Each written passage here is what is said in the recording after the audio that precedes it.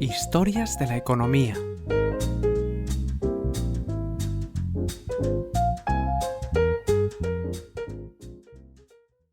Episodio 208.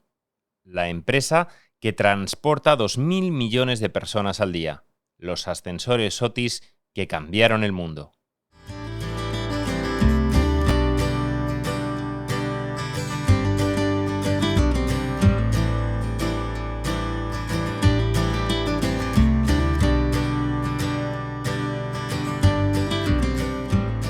Hay pocas personas en la historia que hayan influido tanto en la transformación y el desarrollo de las ciudades modernas como Elisa Otis.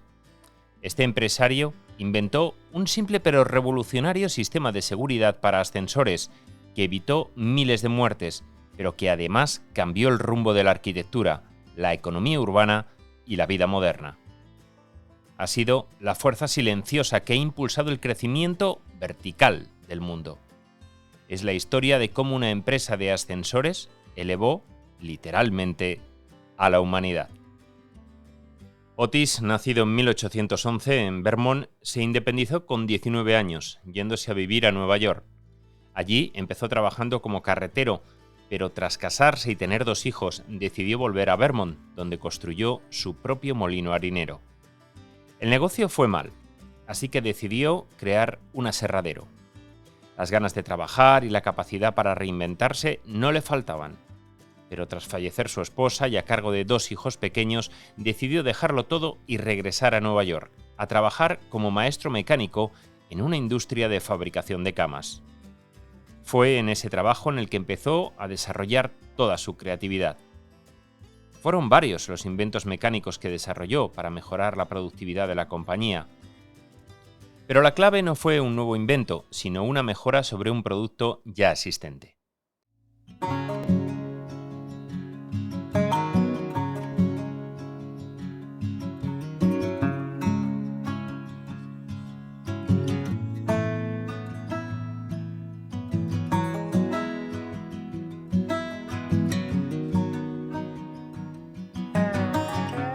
Los sistemas de elevación existían desde tan pronto como la época de los romanos, pero no eran seguros.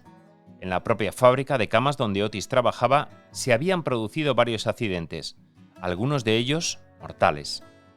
Así que se puso a desarrollar un sistema de seguridad basado en unos rieles guías de madera unidos a un resorte en la parte superior del ascensor, por el que pasaban los cables de elevación.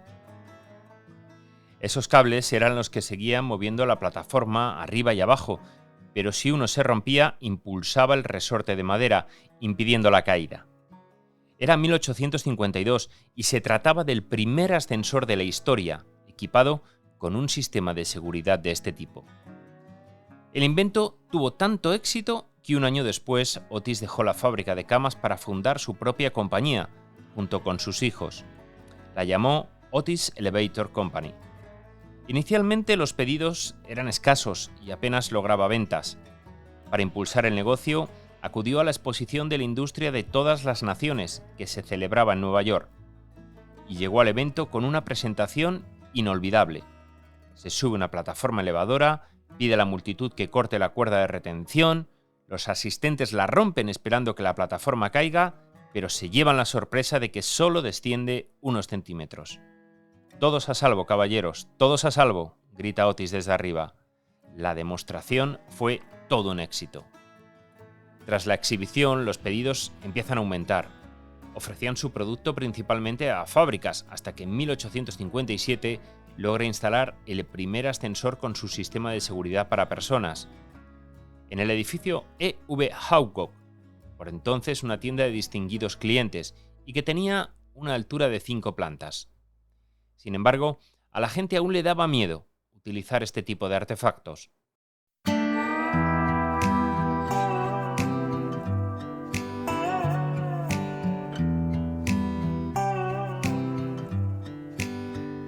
Por desgracia, en 1861, Elisa Otis falleció con tan solo 49 años tras contraer la difteria. La empresa es heredada por sus hijos, que estaban totalmente preparados para el cargo después de haber sido mentorizados personalmente por su padre. Mantienen la apuesta de la compañía por la innovación constante y llevan a cabo agresivas campañas de marketing con un gran éxito. En la siguiente década la compañía vive su edad de oro. Ofrece ascensores decorados con todo tipo de lujo, detalles como alfombras o los populares espejos, además de las medidas de seguridad más modernas del mundo. También desarrollaron nuevos sistemas que permitían que las plataformas subiesen y bajasen más rápido. Con el éxito cosechado, son muchas las empresas y los inventores que tratan de desarrollar ascensores similares o que hicieran las mismas funciones, pero la mayoría fracasa, incapaces de competir con los seguros y modernos elevadores de Otis. Presumían de no haber tenido nunca una sola víctima mortal. En sus catálogos señalaban que comprar elevadoras de cualquier otra marca era imprudencia criminal y homicidio culposo. A finales del siglo XIX, Otis ya era una fábrica reconocida en todo Estados Unidos, gracias a hitos como hacerse con el contrato de la instalación de los ascensores de la Casa Blanca o del Capitolio. E inician también su expansión por Europa, logrando ser la empresa encargada de los elevadores de la Torre Eiffel. Y no fue fácil, porque la oposición de los franceses a la tecnología de origen estadounidense era absoluta. Pero ninguna empresa gala encontró las soluciones que daba Otis para un proyecto tan complejo. No les quedó más remedio que contratarles.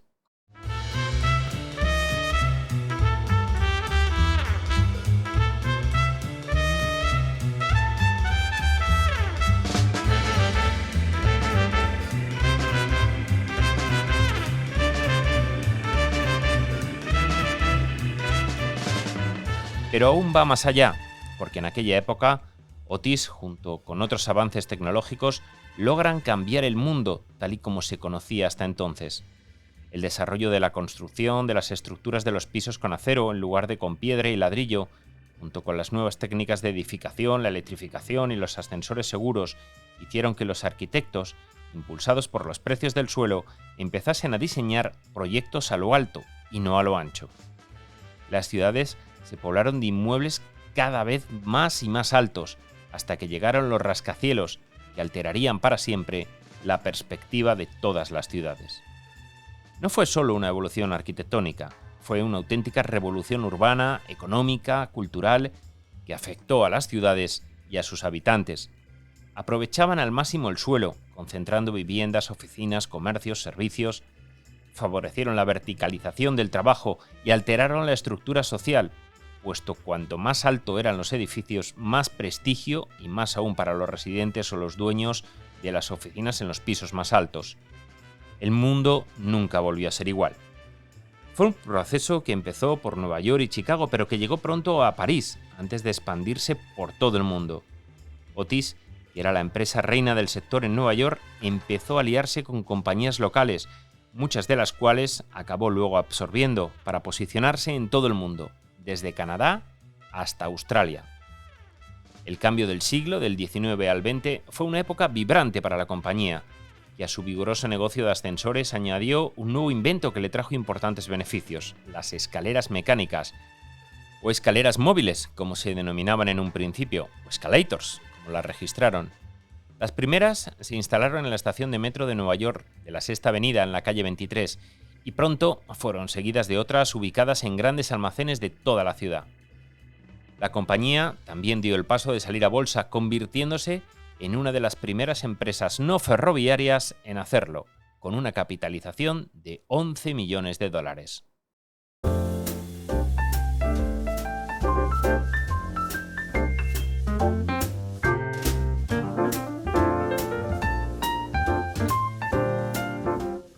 No dejaban de inventar y de desarrollar sus ascensores, aplicando nuevas técnicas que ninguna otra empresa de la competencia tenía, lo que permitía que cada nuevo rascacielos que se inauguraba y que se convertía por un tiempo en el edificio más alto del mundo, llevase ascensores Otis. También lograron un contrato para construir 175 ascensores para el metro de Londres, por un importe de $2 millones, que se convirtió en el contrato más grande hasta entonces. Para entonces, ya contaba con más de 5.000 empleados y presumía de haber puesto sus ascensores en la ciudad prohibida de Pekín, el Palacio Mikado de Japón y hasta en el Kremlin. Y era solo el principio. En los años 20 su actividad se disparó, llegando a casi 20.000 trabajadores en todo el mundo.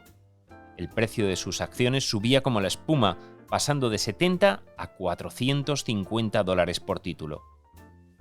Pero todo se torció con la Gran Depresión, que provocó que la compañía registrase pérdidas en 1933 y 1934, por primera vez en el siglo XX. En tiempos muy difíciles que afectaron a la construcción, de la que tanto dependía el negocio de los ascensores, fue la idea de un empleado la que le permitió sobrevivir. Propuso que no solo se encargasen de la construcción e instalación de ascensores, sino también que asumieran su mantenimiento, hasta entonces en manos de miles de técnicos independientes. La gerencia de la compañía, en principio, estaba en contra de la idea, pero tras hacerle caso y desarrollarla, consiguieron más de 10.000 contratos de mantenimiento, lo que proporcionó un flujo de caja constante, hasta en los momentos de menor demanda de ascensores. Pronto crearon un departamento de modernización que se encargaba de los antiguos clientes y actualizaba sus máquinas, y que hoy se ha convertido en el mayor generador de ganancias de la empresa.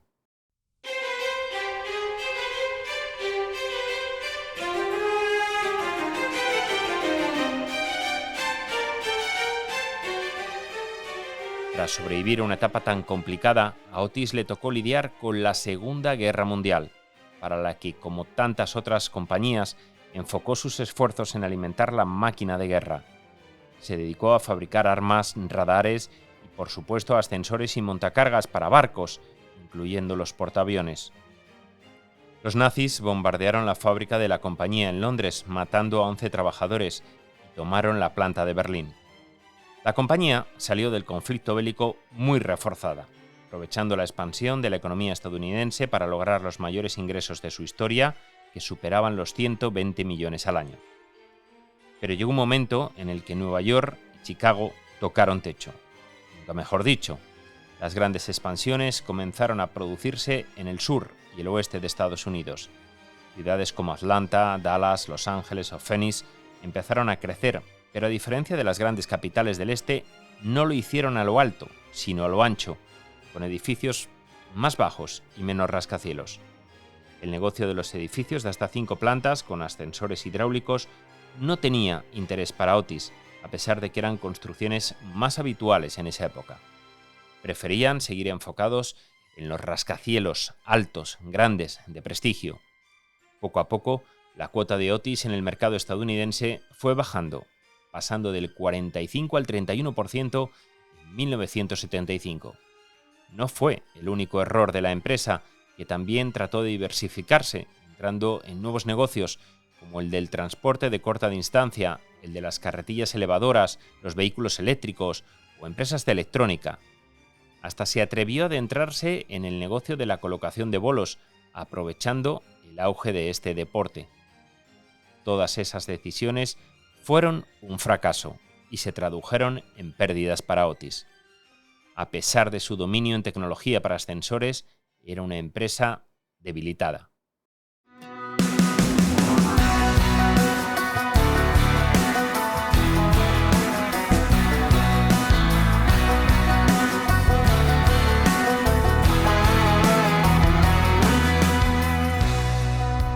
Y en ese contexto apareció United Aircraft, que fabricaba motores para aviones, un negocio en el que la competencia crecía cada vez más rápido. Así que decidieron buscar nuevas fuentes de ingresos, con empresas sólidas, pero cuyas acciones tuvieran un precio barato. El ejemplo perfecto, Otis. La ascensorista cotizaba en aquel 1975 a $20 por título y United ofreció 40 por cada una de ellas. Se hizo con la empresa por menos de $300 millones. La oferta fue rechazada inicialmente, pero al no encontrar un comprador mejor, a la gerencia de Otis no le quedó más remedio que aceptarla. Fue una inversión tan brillante que en 4 años ya la habían recuperado, logrando así el capital necesario para hacerse también con el gigante del aire acondicionado Carrier.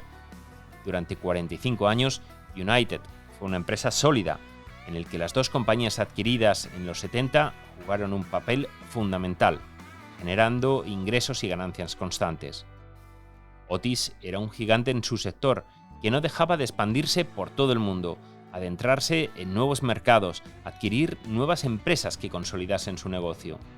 Estuvo presente con sus ascensores en los edificios más altos e icónicos del mundo, como las Torres Gemelas de Nueva York, el Empire State, las Torres Petronas o el Burj Khalifa.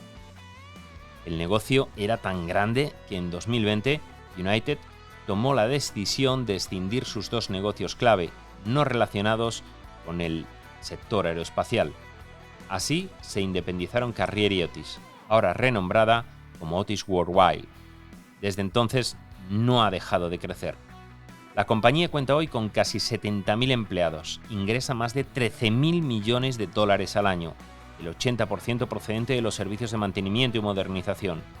Mueven cada día a 2.000 millones de personas, lo que les convierte en la mayor empresa de transporte del mundo.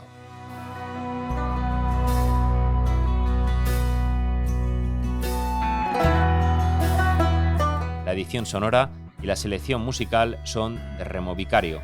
El texto es de Javier Calvo y la locución es mía. Soy Javier Romera.